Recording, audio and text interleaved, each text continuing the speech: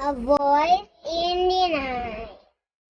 First Samuel chapter 1 verse 2 and chapter 11 verse 3. Hannah was sad because she had no children.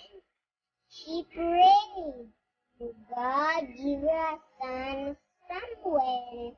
She was very grateful, so she gave Samuel to God to serve him.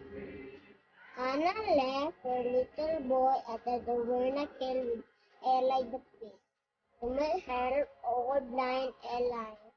He even slept in the tabernacle while Eli slept in a room nearby.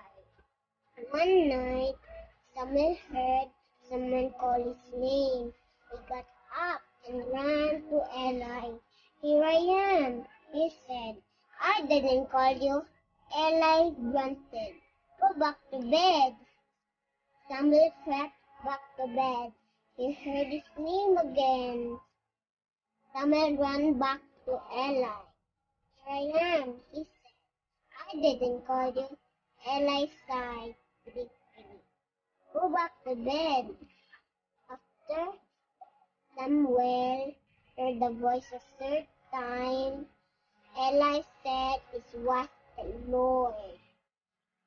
If he calls again, say, "Speak, Lord, your servant is listening." So Samuel did. "Samuel," God said, "can you be my prophet and pass my words faithfully unto my people?"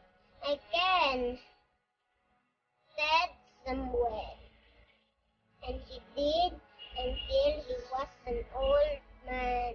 And that's the end of the story.